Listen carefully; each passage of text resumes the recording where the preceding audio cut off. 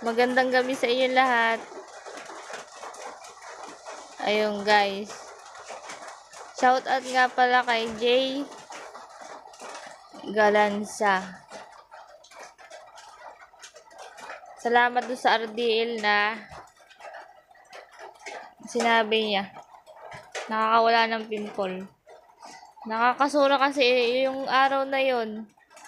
Sobrang dami ko talagang pimple. Yung araw lang na yun, meron ako madaming pimple. Ayun, nawala-wala na siya. Sobrang dami yan. Parang nasusura na ako pag tinitingnan. Ngayon, nawala-wala na. Salamat sa'yo, Jay Caranza.